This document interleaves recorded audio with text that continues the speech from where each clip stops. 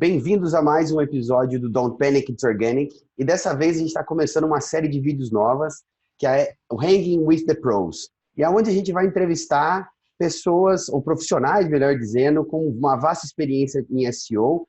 E para a gente começar, eu poderia dizer assim, uma das minhas referências em SEO, eu acompanho esse cara há muito tempo, já tem uma bagagem muito grande aqui no Brasil, acompanho o conteúdo dele, já vi palestras.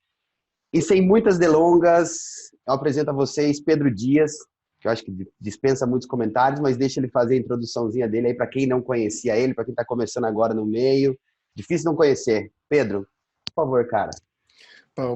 Primeiro que tudo, obrigado pelo convite. Eu sempre me sinto bastante honrado quando as pessoas me convidam para fazer parte de algum evento ou palestrar ou mesmo discutir. Eu gosto mais de discutir às vezes de uma forma informal com a galera do que palestrar. Eu estou nesse mundo, não sei se todo mundo me conhece, mas eu vou falar no mesmo. Eu estou nesse mundo desde de online, de web, antes do Google, né? Eu trabalhei no Google entre 2006 e 2011. Antes do Google eu já fazia alguns projetos para a web. A minha formação é na base do design, web design, esse mundo. Virei um pouco o rumo para o lado da engenharia quando entrei no Google, porque eu fui fazer parte do time de combate ao spam e qualidade de pesquisa. Virei o responsável em algum momento lá pelo mercado de língua portuguesa. E saí do Google em setembro de 2011 e de lá para cá vim aqui para o Brasil, porque o mercado de língua portuguesa é no Brasil. Existe em outros lugares, Portugal também tem algum mercado, mas comparado com o Brasil, você conhece, com certeza, porque você já foi lá várias vezes, é muito mais pequeno os meios. E é isso, até hoje estou aqui, sou sócio-diretor da agência aqui, da APIS3, me juntei com outros ex-Googlers também que saíram mais ou menos na mesma altura do que eu. Eles são de áreas diferentes, então a gente meio que se complementa. Eu aqui sou diretor de duas áreas, de otimização e desenvolvimento. Então, toda a parte de criação, de desenvolvimento de ferramenta, etc., também é sob a minha alçada. E Legal. beleza, a gente hoje atende grandes players do mercado brasileiro, grandes e pequenos, a gente não escolhe pelo tamanho, mas mais pelo como a gente acredita ou não no modelo de negócio do cliente. Pô, legal. Não sabia que vocês tinham mais de um Googler aí, cara. Então a vantagem competitiva de vocês em relação a gente é absurda, né, cara? Eu achei que eu competia só com um, na verdade são três.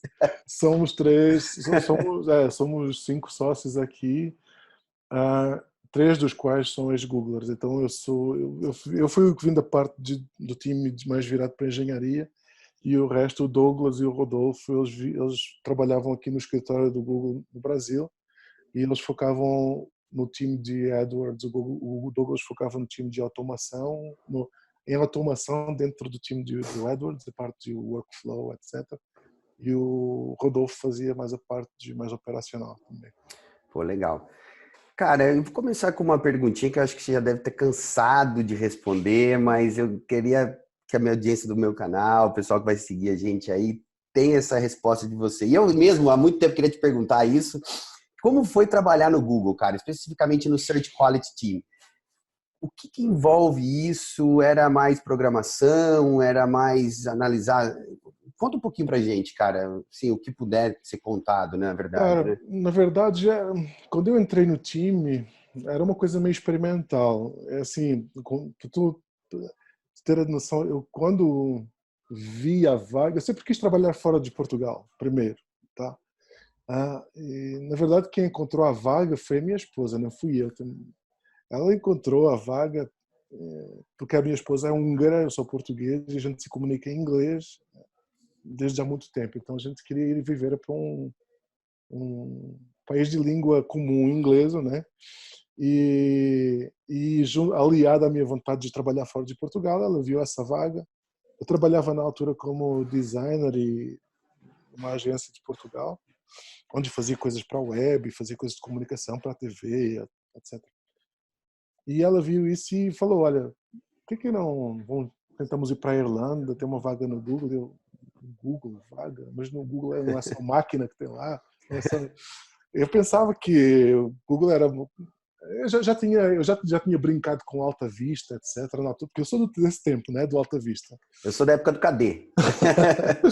eu comecei a brincar de site no Alta Vista e quando apareceu o Google. Bom, eu sempre assumi que era 3 caras lá e que a coisa rodava sozinha, né? Eu nunca associei que tivesse um monte de gente lá.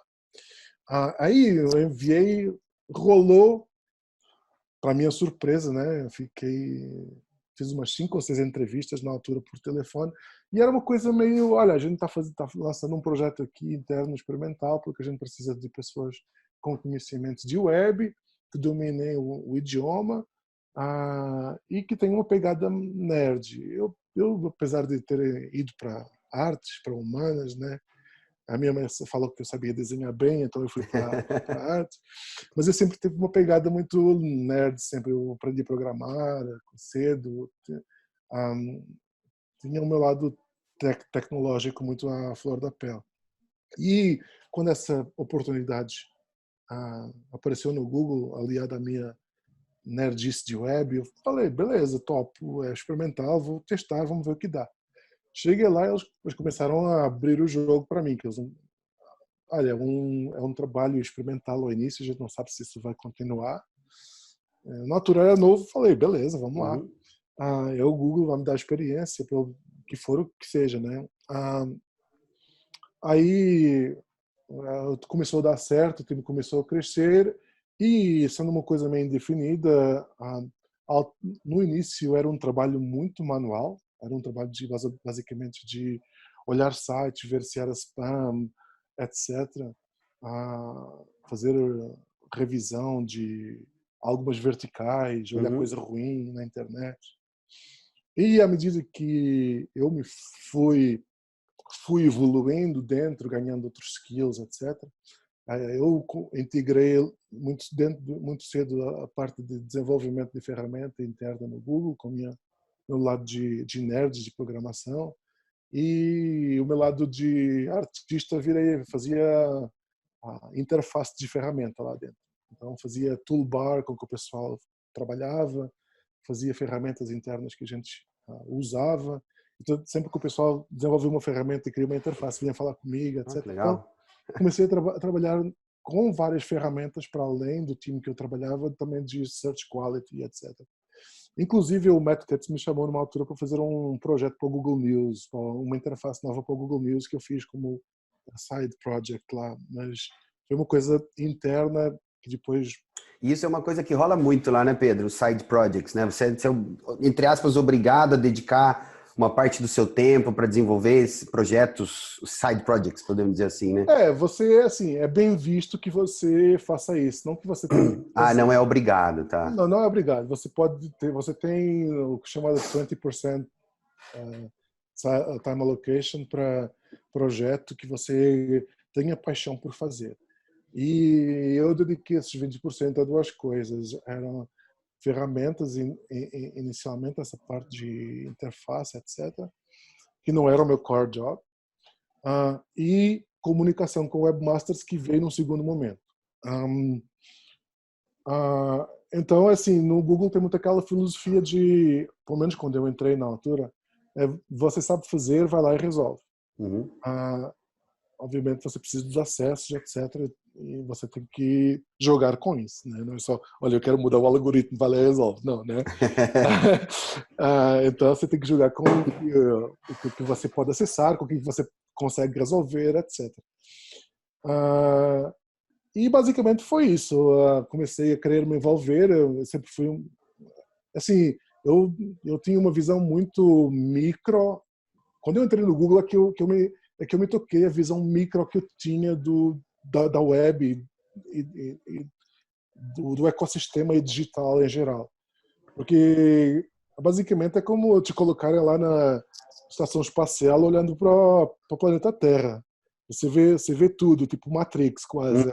Tipo, você ganha uma visão, uma amplitude completamente diferente. Para mim, o meu mundo antes era o final da rua e de repente começou a ser o mundo inteiro.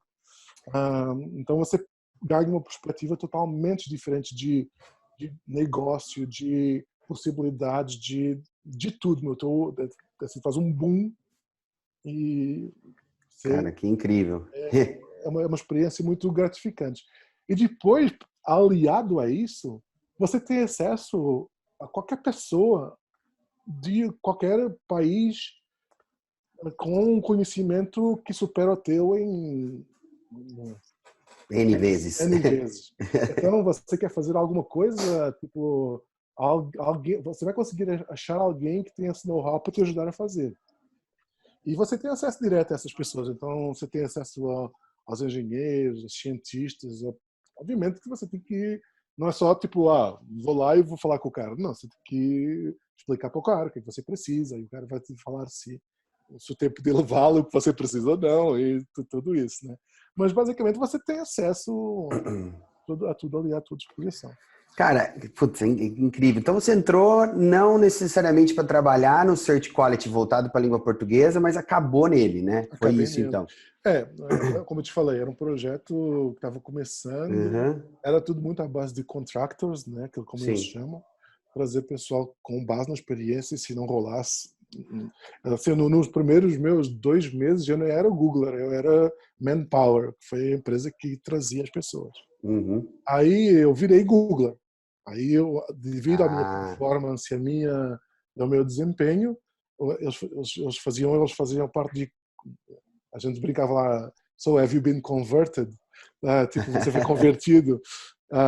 Eu virei Googler eu entrei no Google em março de 2006 e eu virei Googler oficialmente em, foi em junho ou julho de 2007. porra. Fiquei um pouco mais de um ano como ali, Como como contractor. contrato. Legal. Mas assim que virei Google, aí as portas se abriram completamente. Assim, você ganha um outro tipo de acesso, um outro tipo de pegada, você ganha outro tipo de responsabilidade. E é isso. Esse tipo de acesso envolvia acesso ao algoritmo? Você Assim, chegou a ver o algoritmo? eu vi bastante partes do algoritmo. Assim, no Google ninguém tem acesso ao algoritmo. Você tem acesso a partes do algoritmo que você precisa para fazer o seu trabalho. Uhum. O algoritmo do Google é uma coisa super complexa. Assim, são várias partes juntas, várias equipes juntas que trabalham. Então tem uma equipe que trabalha na sinonimização, tem equipe que trabalha no Did You Mean, só nessa coisas específicas mesmo. Sim. Então as equipes são focadas muito em coisas micro. Tem uma equipe que só trabalha com âncoras, que é os links. Tem uma equipe que só trabalha com snippets, tem uma equipe que só trabalha com cor dos títulos da SERP. Então são coisas, e cada equipe dessas tem um acesso verticalizado que precisa, não é um acesso amplitude que Uhum. tudo. Então, sim, eu tinha acesso para analisar algumas coisas que correspondiam ao meu trabalho de combate ao spam. Obviamente tinha muita coisa a ver com ranqueamento, tinha acesso ao time de âncoras, tinha acesso ao time de um monte de coisa. Mas não tinha acesso ao algoritmo. Ninguém tem acesso ao algoritmo. Cara, uma imagem que não sai da minha cabeça foi uma vez, se eu não me engano, no Search Master de 2014 ou 2015, na época que era do Flávio, do Léo ainda, que você mostrou uma tela de debug, cara. Que tipo assim, óbvio, acho que era o acesso que você tinha, né? Você podia acessar e aí de um posicionamento, de um snippet, tinha uma série de, óbvio, não dava pra gente ver nada. Então esse era o nível de acesso que você conseguia ter para poder fazer os seus tweaks ali, os seus ajustes, ou entender para poder ajustar o que te correspondia do algoritmo. O que É eu mais ou mostrei menos para isso. vocês era a dimensão a mesma pesquisa numa tela normal e numa tela de debug. Ah, Eu só mostrei a extensão da sim, tela sim, para sim. vocês. Eu lembro que não dava para ver nada. Foi mais um É, exemplo que você deu para mostrar como que era exato. mais ou Porque menos o assim, dia a o dia ali. pessoal vivia falando, a complexidade de informação que você olha. Tá aqui, assim, você faz uma pesquisa e você só tem acesso a esse tipo de tela uma vez que você já entrou mais no time de Search Quality e você está mais ligado à parte de qualidade mesmo. Porque eu chego a um momento em que eu saí do combate ao spam e de olhar ao spam e comecei a analisar a qualidade de ranqueamento. Tipo, por que essa pesquisa está tendo muita interação negativa do usuário? Por que esse site, que é o site oficial, não está ranqueando melhor que um site XYZ? E é tentar entender o porquê, fazer perguntas por que é que está acontecendo e falar com os engenheiros, porque os engenheiros lá, a maioria deles são ingleses, ou Aham. chineses, ou coreanos, ou o que seja. E tem aqui, por acaso tem aqui muitos engenheiros bons Alienígenas também aqui tem, né? também. E você precisa, por vezes, falar com propriedade do idioma que você fala e mostrar que por A mais B aquilo não faz sentido. Sim. Verdade seja dita, os dos melhores dos engenheiros do Google estão aqui no Brasil. Muitos deles ali em Caramba, ó, Belo que Horizonte. interessante. E muitos deles são responsáveis por ranqueamento e parte de resultados, rich snippets, etc. Tem muito pessoal aí. Aí, SEOs, a gente tem que invadir o Google de Belo Horizonte, cara. A gente está preocupado com o Mountain View, os caras estão tudo aqui, ó. Tem Zurique também, tem muito pessoal. É mais seguro lá daí, né? É. Os caras ficam sob a proteção de John Miller, então ali ninguém chega, né?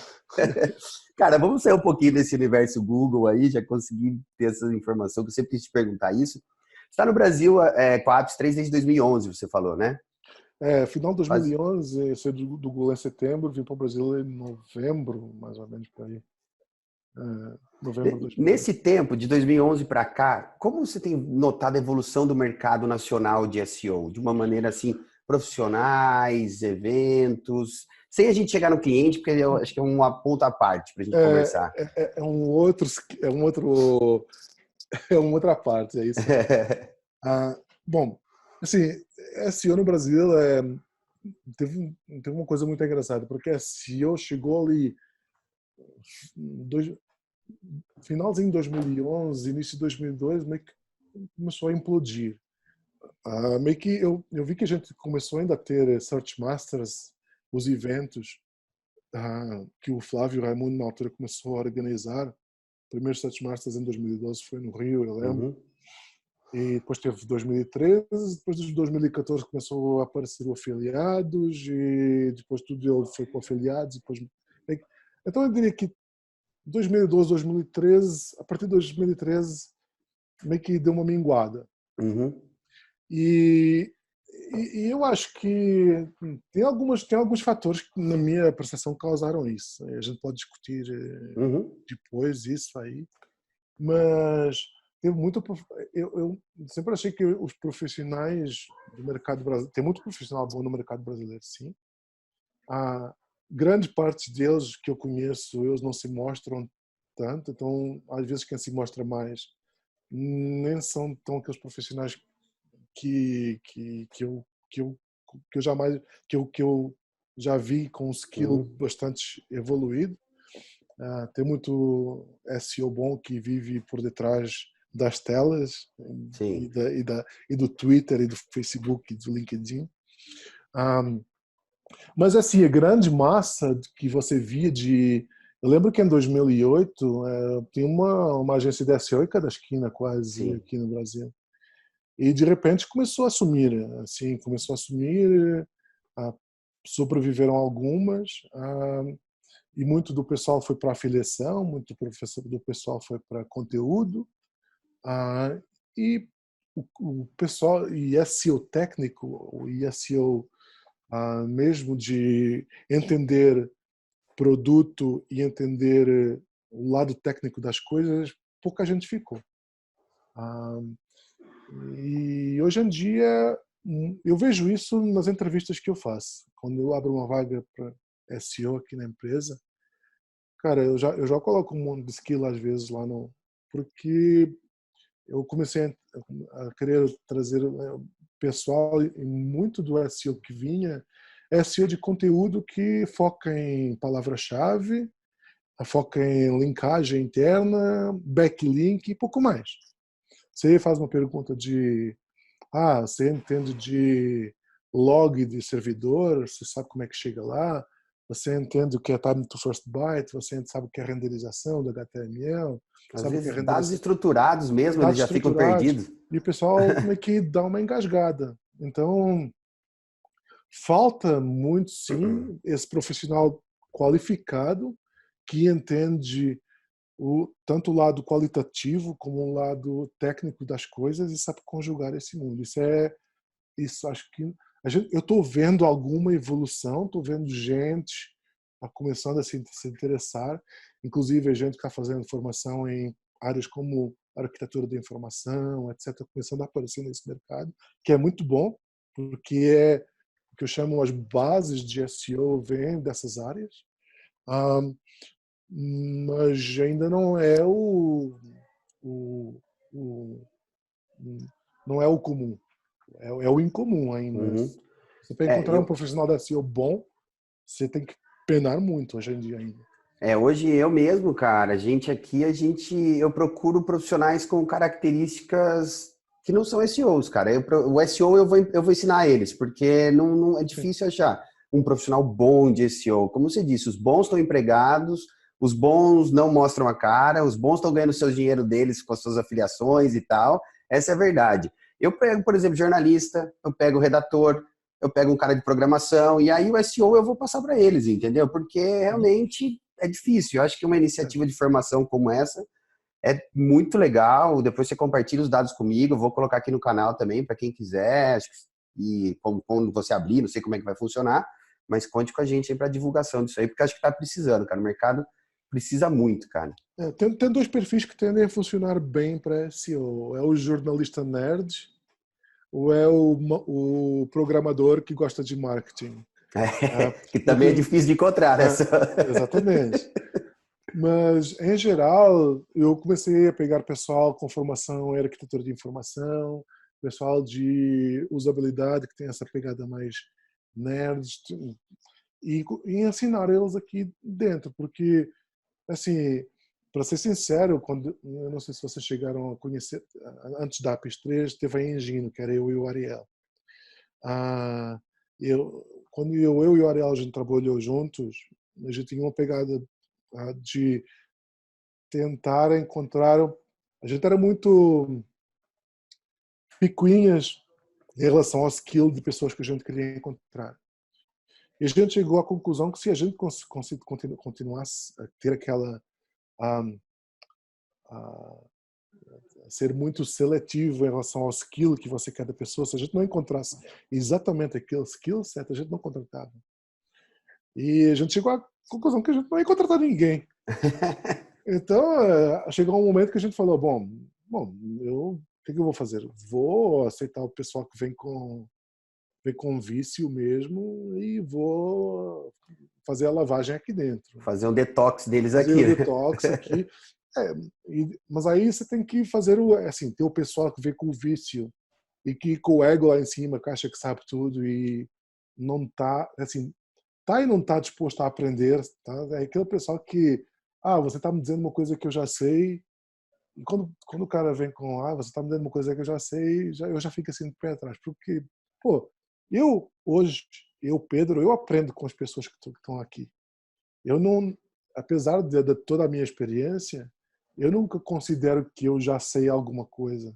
Eu sei o princípio, mas se alguém vier me provar por A mais B que de outra forma funcionou melhor ou ter um resultado melhor, eu mudo a minha opinião. Não tenho problema nenhum em mudar a minha opinião. Até porque, como eu te disse, eu não conheço tudo do Google. Eu conheço muito a parte em que eu trabalhei, que é uma grande parte, mas não conheço tudo. E hoje em dia a coisa muito mudou. Eu já sei do Google faz 10 anos. Então, apesar dos princípios de pensar como um engenheiro de busca serem os mesmos, e eu sei onde é que o Google quer chegar, onde é que o Google quer ir, etc. Mas as tecnologias mudaram. Algumas tecnologias mudaram, outras foram descontinuadas. Então, seria muito prepotente da minha parte pensar que a mim ninguém me vem ensinar nada, eu sei tudo e não estou aqui disposto a Não, ouvir. sim. Não, eu ouço, gosto de discutir, já aprendi muita coisa com o pessoal aqui. E acho que é essa... Você, você para de evoluir quando você acha que sabe tudo. Exato, Você exato. deixa de querer aprender. Você se acomoda, né, cara? Você entra Você se numa zona de acomoda. conforto e, tipo, você não se desafia. Eu falo muito pra minha equipe, cara, eu quero que vocês me. Quero que vocês peguem um erro meu, eu quero que vocês. Não, Isso. não que eu não erre, eu digo assim, mas quero que vocês me questionem, eu quero que vocês tragam coisas novas, porque Uhum. senão sou só eu passando coisas, vocês assim, amém, amém, amém, na verdade vocês não É, vão evoluir, eu cara. tenho, eu tenho, Sabe? eu tenho esse problema aqui, porque o pessoal com qualquer insegurança vem me perguntar, né? Pedro, é assim? Pedro, é assim? E eu quero que eles saiam desse ciclo vicioso, né? Porque, de perguntar ao Pedro. Porque muitas vezes eles sabem a resposta. Então, assim, se você vem me perguntar algo, já vem com uma resposta sua e depois a gente vai validar porque que a sua resposta pode estar mais certa ou estar mais errada e a gente vai comparar a tua com a minha e a gente vai limar aí arestas, né? Porque senão você deixa a equipe viciada, né, cara? Exatamente. Às vezes Sim. você deixa a equipe muito dependente de ti e depois tu precisas te ausentar porque por alguma razão, porque eu quero ser substituído em algum momento. Eu não quero ser insubstituível. Eu quero ser substituído em algum momento. Sim. Então, para tu conseguir ser substituído, você tem que passar o bastão para essas outras pessoas. E elas têm que ter a autocrítica, poder de decisão, a saber como tomar decisões, saber como o que é operar uma ferramenta e o que é contradizer o que a ferramenta te está dizendo. Tudo isso é uma coisa que tem que ensinar para as pessoas. Cara, nessa linha, assim, você é um cara que tá. Pô, no Twitter eu vejo lá seus tweets, todo mundo interage, Barry Schwartz, Dan Anderson, enfim, às vezes John Miller, Gary Iles, ou Uhum. Ish, não sei como é que você pronuncia o nome dele, cada um fala de um jeito. O que você acha que está faltando no Brasil, cara, para a gente equalizar o conhecimento com os Estados Unidos, com a Europa? Você acha que está faltando eventos? Você acha que está faltando webinars, a gente ser mais ativo? Ou você acha que é uma limitação nossa? O que você acha que falta para a gente tá precisando para o nosso mercado, tipo assim? Porque, como você disse, a gente tem Googlers aqui no Brasil que carregam o algoritmo nas costas, entre aspas, vai? Estou exagerando. Pessoas talentosas, sabe? Mas a gente acaba não tendo talvez um reconhecimento ou vendo que está faltando um profissional bom no mercado. O que você acha que falta para a gente equalizar, cara? Olha, eu acho que falta vontade. Porque assim, cara, se você quiser, você vai atrás de corre. Literatura tem literatura em português sobre áreas que se você vai no quem quiser vai no meu site lá, tem uma área lá chamada Biblioteca de SEO e UX. E dentro dessa biblioteca de SEO e UX tem o que eu enxergo como o que é SEO, o que é arquitetura de informação, como é que ela casa com SEO, todas essas áreas. E tenho lá referências de livros. Então, cara, não é falta de material, é falta das pessoas quererem ir atrás e estudar essas áreas. E eu acho que muito do pessoal que se vendia como SEO no passado, que desapareceu, de repente deixou esse vácuo, né, em que muito do SEO começou a ir para conteúdo, muito do mercado começou a achar que SEO é conteúdo, é escrever post no blog e fazer link building e acabou. E quando você começa a confrontar a TI, tecnologia, etc., e o cara vem com um problema, mas não sabe muito bem como resolver, e tu descobre que o time de TI funciona de uma maneira completamente isolada do time de SEO, porque o time de SEO está dentro de marketing e junto com conteúdo, e ele apenas fala com TI por chat, nem vai lá e senta com os caras, e não constrói rapport, não constrói...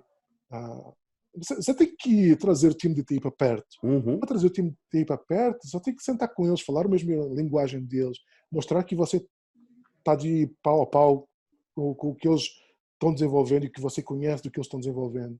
Então não vale a pena só saber de keywords e de links se depois tudo o resto falha. Assim, acho que então assim precisa quem está nessa área de SEO querer correr e ir atrás dessas áreas, de estudar, de se desenvolver, de deixar de achar que SEO é keyword link. que não é, é quer dizer, não é só. Não é só, Não é né? só. Tem alguma coisa disso? Tem, mas tem o seu momento. Se um site está completamente quebrado, desindexado, ou tem uma tecnologia defasada, ir olhar para keyword e link talvez não faça sentido. Você tem que começar por outro ponto, por outra entrada. Então, basicamente, muita gente virou operador de ferramenta, virou. Basicamente é isso. Eu acho que, na verdade, falta vontade dos profissionais de correram atrás, se formarem e terem brilho naquilo que fazem e mostrarem que, pô, assim, o que eu faço é diferente do que aquele cara faz por X, Y e Z. O que eu, e acho que a SEO, ainda hoje, em muitas empresas no Brasil, eu vejo que funciona de forma como um silo. Ela vive dentro daquele mundinho de SEO e, como eu te falei, o cara não fala com mais ninguém. O cara fala com o pessoal de conteúdo e pouco mais. Cara, e assim, esse é um ponto que você me tocou, que eu ia levar para esse lado dos clientes. Eu vejo assim, um Twitter seu que chamou minha atenção e não sai da minha cabeça toda vez que alguém me pede um desconto. Eu vou traduzir para o pessoal que você falou em inglês, tipo assim, pedir desconto em um projeto de SEO é que nem pedir desconto em uma cirurgia. Você não pede para o médico desconto em uma cirurgia. Mas, cara, como é que você vê nesses anos a evolução do cliente em relação ao SEO? Você falou muito, tipo assim, o cara tem que ficar integrado com as áreas, eu totalmente concordo com isso. Contudo, eu particularmente observei uma mudança que, em 2010, por exemplo, quem contratava o SEO era TI. Hoje é marketing. Como que você tem observado essa evolução? O cliente evoluiu, o cliente está mais educado, eles veem mais valor. Qual que é a sua opinião em relação a isso? Alguns sim, a gente tem empresas de já grande visibilidade no mercado no Brasil que tem uma cultura de SEO. Eu sei que, por exemplo, B2W, Magazine Luiza, eles começaram a ter uma cultura de SEO bem forte dentro. A Zoom, por aí vai. Esse pessoal está com uma cultura de SEO legal. Mas no grosso, em grandes partes, muita gente acha que SEO e inbound é a mesma coisa. Então eles vão lá, contratam uma ferramenta de inbound Que vem com SEO, né? ou uma ferramenta de produção de conteúdo e acham que estão fazendo SEO. E, na verdade, eu estou fazendo um pedacinho de SEO. Sim. Só que depois, assim, dá pau em alguma parte de tecnologia, dá pau em alguma parte de infraestrutura, ou dá até entender a parte de... Já não falo entender a parte de produto. Eu posso começar devagar aqui e falar... Eu sempre gosto de falar que cada site, um site são duas coisas. Ele é um serviço e um produto. Um serviço pela maneira como ele foi desenhado para operar, tecnicamente. E um produto pela experiência que os usuários têm dentro dele, quando usam o site. E o SEO precisa de olhar para esses dois prismas. Então, Claro. o cara, normalmente, que trabalha com content marketing ou que trabalha com inbound, ele olha muito para a parte, ele olha muito um pedacinho da parte de produto, nem é para a parte de produto inteira, Sim. mas ele deixa completamente descoberta a parte de serviço, a parte de entender tecnologia. Então a gente tem pedaços, fragmentos, retalhos, gambiarras que acabam por achar que estão fazendo um trabalho de SEO e estão fazendo um remendinho. Sim. E basicamente é isso. Hoje em dia a gente tem grande parte do mercado marketing digital, quando pensa em SEO, pensando nas ferramentas de tipo HubSpot, etc., de fazer inbound, e não pensa no resto. Tanto que grande parte dos e-commerce estão dentro de plataformas como a VTEX, etc., que permitem pouca flexibilidade no que... Pouquíssima, né? E eles ficam reféns desses mundos do fornecedor que a nossa plataforma está preparada para SEO, você não precisa pensar em mais nada. E muitas vezes não é bem assim, já Não, são né? cenários bem tristes de migração de uma plataforma para outra, em que o fornecedor falou, belezinha, a gente tem uma chavinha aqui que é SEO, é só girar, e deu ruim. Antes Porque, fosse assim, né? Se fosse assim, a gente... É até bom que exatamente. é assim, porque senão a gente não tinha trabalho, né, Pedro? Assim, até... O Às bom é vezes que eu... depois eu tenho trabalho depois a dobrar, porque mas o pior é que o cara dá pena por ver que o cara perdeu 2/3 do Sim. negócio quando ele podia ter muito bem evitado. Eu acho que não precisa nem assim, eu vou até um pouquinho mais a fundo. Às vezes as pessoas contratam ferramentas que para a gente são extremamente úteis, um SEMrush, um Sitebob, ou mais, sei lá, até mais enterprise, um deep crawl da vida, mas um do SEMrush que acho que é mais comum. Às vezes os caras contratam e não sabem nem o que fazer com a ferramenta, sabe? Tipo, é uma ferramenta boa, o cara, contratei a ferramenta aqui. Eles acham que a simples contratação da ferramenta já é a solução do negócio. Ou até um pouco mais simples, o Yoast, por exemplo. Os caras, o Yoast está tudo verdinho aqui e eu não apareço. E essa percepção que eu acho que aí é questão de educação no mercado, ainda que tem, eu já não tem muita evolução, mas ainda assim a gente esbarra nisso, né? É como eu te falei, o mercado enxerga o profissional da SEO como o operador de ferramenta Pois e é. não como o resolvedor de problema. Ah, a gente precisa de tirar essa visão de operador de ferramenta, porque não é um operador de ferramenta. Você precisa que o seu cérebro seja mais importante que o que a ferramenta te diz. E muitas vezes, para ter resultado em alguma vertical, você precisa de ir contra o que a ferramenta te diz, ou fazer um pouco diferente do que a ferramenta está te dizendo. Porque você tem consciência de como o motor de busca funciona, do que as tecnologias que o site está usando, das possibilidades que você tem dentro de TI. Você precisa de conjugar tudo isso para conseguir resolver o problema. Então, SEO é resolver muitos problemas bem resolvidos, constante, de uma forma constante. Ah, quando você Aliás, você resolve... falou isso no seu último vídeo, né? Do Exatamente, Search Ramblings. Quem não exatamente. assinou, procurem aí, depois eu vou colocar no canal também. Cara, são 3 vídeos ali, mas Pure Gold. São muito bons. Esse seu último vídeo, assim, resume a minha visão e acho que é a visão que todo mundo deve... É o que você acabou de falar aí, né, cara? Não é É, operador e sim resolvedor de problemas, né? exatamente. É um vídeo, está em inglês, eu depois pretendo também fazer em português mais na frente. Mas esse vídeo basicamente explica que se você não tem um alinhamento de expectativa tanto para com o que você está fazendo internamente, como para o que você está fazendo para com o seu público, quando essa expectativa está desalinhada, você, você acaba não resolvendo os problemas que você devia estar resolvendo. E isso acaba por fracassar os esforços em SEO, exatamente porque a ferramenta te mandou aumentar o número de caracteres que você tem no título, mas o que você precisava de resolver é o código que não está renderizando da maneira correta. Sim. Então, acho que a gente precisa de começar a entender o SEO como o cara que resolve o problema. É como fazer exercício. Quando você deixa de fazer, você engorda. Quando você deixa de fazer SEO, alguém te passa na frente ou dá um problema no seu site e ninguém viu e vai para o ar assim e você sofre as consequências. Sim.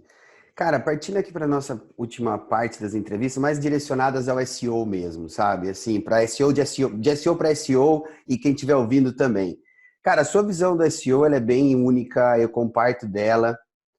É sobre essas pessoas que ficam obcecadas com mudanças de algoritmo. Você vê aí nos grupos, no Twitter, e não é só Brasil, eu digo de maneira geral, cara. O que você poderia passar para essas pessoas, tipo, tentar tirar isso da cabeça delas? O que você pensa dessas pessoas e, tipo, uma dica para elas evoluírem, sei lá. Olha, assim, você vai viver na ansiedade para sempre se você ficar perseguindo mudanças algorítmicas.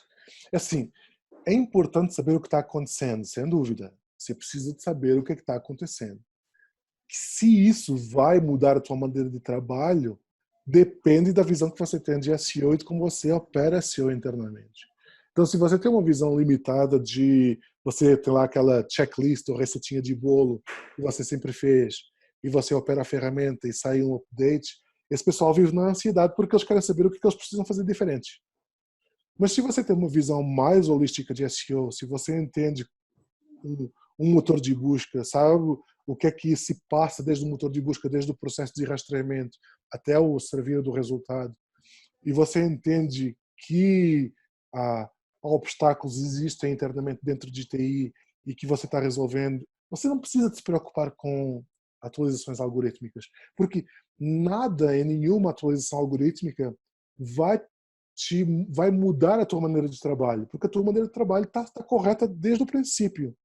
Então, é o que eu sempre falo, se você perseguir a maneira de trabalhar como um engenheiro de busca, tendo em vista o usuário e tendo em vista exatamente o que eu falei ainda há pouco, enxergar o seu site como um produto e um serviço, você não precisa se preocupar com mudanças algorítmicas, o que é que mudou agora, o que é que mudou antes. Você pode acompanhar, sim, para ficar sabendo o que está acontecendo, porque às vezes uma mudança algorítmica relevante pode ser que o Google deixe de apresentar resultados num formato e começou a apresentar no outro. Por exemplo, quando apareceu os featured snippets, é uma coisa importante ficar sabendo. Ou quando o Google lançou o AMP, ou quando sei lá, alguma mudança nos dados estruturados, você precisa saber o que é que está acontecendo para validar que o que você está fazendo está correto. Você precisa corrigir o seu rumo, né? Quando o Google deixou de usar lá o rel next e o rel prev. A gente precisa de saber isso para deixar de pedir isso para a TI, porque não vale a pena investir esforço nisso. Eu posso alocar esforço em outra coisa. Mas, fora isso, tudo que seja aquelas mudanças algorítmicas tipo core, algorithm updates, etc., qualidade, cara, você não precisa correr atrás disso, se a tua visão for uma visão mais holística. Eu Mas, concordo. assim, mas é de cada um. Eu acho que o resolvedor de problemas que tem segurança na qualidade do trabalho que faz não se preocupa tanto com mudanças algorítmicas quanto a pessoa que é mais insegura naquilo que faz. Sim. E eu vejo, é o que eu falo sempre também, cara. Você tem que ficar sabendo, você tem que estar monitorando isso. Por exemplo, o feed do Search Engine Roundtable é uma coisa que, tipo, é todo dia de manhã, antes de ver a Globo, antes de ver o jornal. E saber filtrar, né, cara? O que é importante para o nosso dia a dia como SEOs que vai mudar. Você falou do Realnest, Real Prev, você falou de dados estruturados. Acho que é isso aí, né, cara? Saber filtrar e ir adiante. E aí, cara, assim, eu sou um cara que defende muito user experience. O quão importante é isso para o SEO de hoje em dia, de antigamente e do daqui para frente, cara? Eu defendo muito o user experience porque eu acredito que quando alguém gosta do teu produto, ele vai querer usar. E isso vem muito da minha filosofia, da minha formação, da minha filosofia de coisas que eu estudei lá no passado, de usabilidade, etc. Então, eu acredito que quando você tem uma experiência legal no seu site e um usuário te encontra pela primeira vez ou pela segunda vez, mesmo que você depois, numa outra pesquisa qualquer, esteja em segundo, ou terceiro, ou quarto resultado, o usuário vai preferir o teu site em detrimento de outro. Porque exatamente aquela preferência, aquela coisa que você incitou no usuário de ele querer usar o teu site.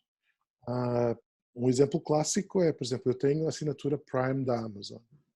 Se eu fizer uma busca de um produto, qual é o resultado que eu vou clicar primeiro? É o que eu tenho frete grátis, não é? Claro. Então, eu quero a Amazon e, assim, não que de um ponto de vista de purista de user experience, o Google vai lá rastrear o seu site e vai dizer, nossa, esse cara tem uma user experience fodástica. Não. O Google, o que ele vai fazer ele vai analisar o comportamento dos usuários na SERP, quando eles fazem uma pesquisa, se eles clicam no seu resultado, se eles preferem outros, se eles evitam o seu resultado, se eles modificam a busca deles para chegar no teu site. Então, por exemplo, se eu fizer uma busca de câmera fotográfica Amazon, eu já quero a Amazon. O Google vai entender isso.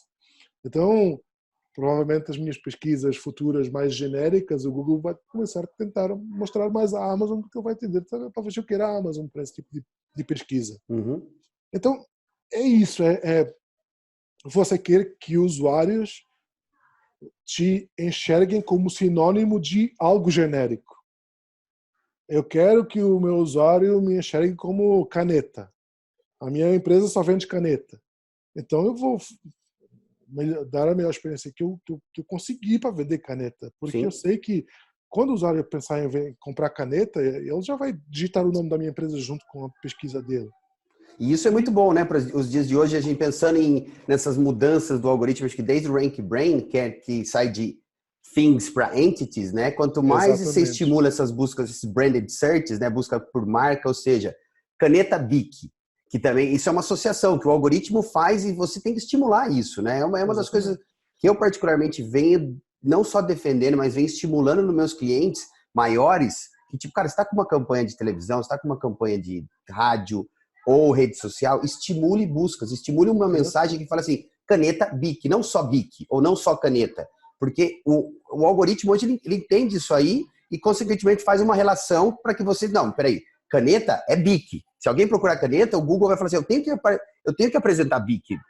É mais ou menos assim, né? Exato. Isso que eu venho trabalhando muito isso, cara. E acho que a linha tá correta, né? Sim, claro. E normalmente eu sempre falo que você quer criar um site com uma experiência tão boa que o Google se envergonharia de não mostrar o seu site nos resultados. Então, é basicamente isso. Você tem que fazer com que as pessoas, com que o Google associe o que é genérico à tua marca e fomentar isso. E você consegue isso através da experiência que você proporciona aos teus usuários. Então, nesse aspecto, sim, o user experience é importante. Ah, Perfeito. então, não é que user experience é importante para o algoritmo do Google. Não. O algoritmo do Google, ele recebe feedback. Ele não é um algoritmo estático. O algoritmo, ele recebe feedback de comportamento dos usuários, de sazonalidade, de tudo isso que é importante considerar, porque a gente consegue influenciar a maneira como que ele Sim. funciona. Legal. Puta, incrível. Cara, última pergunta. E polêmica. Links ainda funcionam e vocês trabalham com isso, é uma área que vocês têm aí, é forte. Vocês têm, assim, eu vejo o seu lado como SEO mais técnico, mais user experience, mas vocês, como que você vê o link build ou link earning, como queiram chamar por aí? É Uhum. importante ainda? Vocês fazem? Claro que é importante. Seria leviano da minha parte dizer que links não são importantes. Sim, links são e serão importantes. Porém, eu acho que grande parte do mercado, e não é só no Brasil, tá? Ainda trabalha link building de uma maneira muito arcaica. Uhum. Muito é mais plantador de link do que querer ganhar o link. Eu normalmente costumo falar que link building começa no seu site. E parece lógico, mas tem uma razão para isso. Porque assim, você quer que as pessoas linkem para o teu site. Então dê uma razão para as pessoas linkarem para o teu site. Você tem que resolver um problema. Você tem que entregar valor para receber valor. Se você está criando uma página e ela não tem um propósito, ela não resolve um problema, ela não gera valor de alguma forma para o usuário, não espere receber valor de volta. Então, o que você cria, você precisa pensar no seu site não só, aí entra aquela parte de pensar no site como um produto. Vou criar no meu site páginas que transcendem o lado de operação do site, de serviço, e elas começam a ir para o lado de produto. Eu quero transformar o meu site num produto. Então o meu site tem que entregar valor, ele tem que ser o melhor da vertical em que ele opera nos aspectos X, Y e Z. Eu tenho que começar a pensar nas minhas páginas de acordo com intenções de pesquisa e se eu consigo atender a um mais variado leque de intenções de pesquisa com essa página, o que eu preciso colocar nela. E tudo aí vai. Assim, você tem que fazer esforço, você tem que criar, assim, resolva um problema, crie valor para receber valor de volta, porque só criar uma página, uma categoria, colocar um textinho lá e esperar que links venham correndo apontando para o seu site, não vai acontecer. E ficar Então, pedindo também para sem ter valor, né, cara? exatamente. Então, assim, você precisa investir, você precisa investir no valor do seu site para ganhar valor de volta. E É, depois utilizar os meios de redes sociais, meios pagos, etc. Tudo vale para colocar esse valor na frente dos olhos das pessoas. perfeito. E depois já deixar que o lado orgânico funcione de uma maneira mais espontânea, né? Aí, a link building é um trabalho de, de iteração, não é Uhum. interação, é iteração, porque Iteração. você precisa tentar uma e outra vez e você joga 20 para colher um. É basicamente nessa Sim. proporção. Então, e é um trabalho cumulativo. Você não é, vou fazer uma campanha de link building agora e a gente vai estar servidos para o resto da internet. Não. Você precisa, é um trabalho contínuo que você precisa investir esforço para receber valor de volta. Legal. Basicamente é isso, não tem segredo. Por isso que eu costumo dizer, o link building começa no teu site. Sim. Começa nas páginas do teu site, não no blog do vizinho.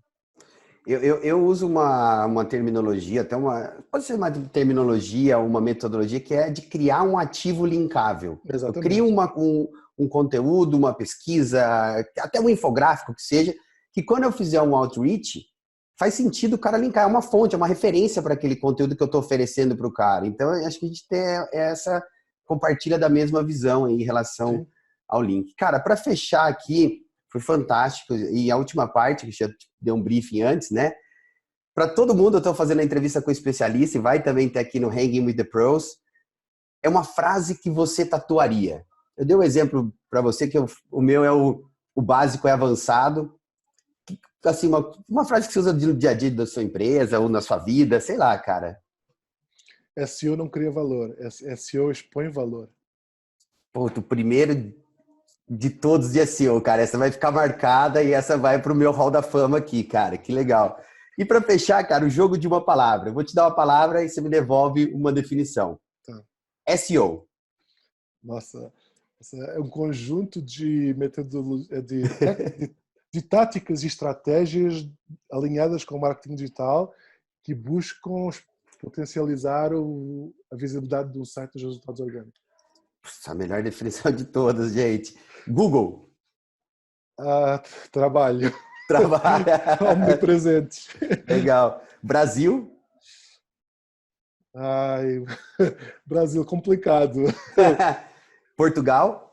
Portugal, longe. Puta, cara, legal. Pois, pessoal, esse foi Pedro Dias. Obrigado, Pedro. Foi demais, cara. Um bate-papo assim, que há tempos eu já queria bater esse papo contigo. Obrigado de novo por aceitar o convite. E é isso, cara. Espero te encontrar aí nos eventos e vamos mantendo contato aí. É isso. E continuar trocando ideia. Obrigado mais uma vez pelo convite. Eu acho que faz falta o pessoal se organizar meetup. Cara, não chama a galera para tomar cerveja, senta num bar, discute SEO. Não tem nada melhor do que isso. Já teve algumas tentativas do pessoal começar a fazer isso em alguns grupos que me chamaram. Eu sempre que o pessoal me chama, cara, se não tiver nada na minha agenda, eu vou. Eu tento ir. Porque eu acho que é importante participar, fomentar essa cultura, reviver a SEO de volta. Então, porque a SEO meio que ficou muito nas garras, na gaveta do inbound. E ele não é nesse lugar que ele merece ficar, porque tem muito mais valor para entregar do que ele é usado atualmente no mercado brasileiro. Então é isso, cara. Combinem, saiam, meetup, etc. Troquem figurinhas. Não esperem por ter um evento mega produzido para falar sobre a SEO. Pô, legal, cara. Muito obrigado. Obrigado por quem assistiu. Quem está vendo agora, não deixe de assinar o canal. E até o próximo Hanging with the Pros aqui no Don't Panic, It's Organic. Valeu, pessoal. Valeu.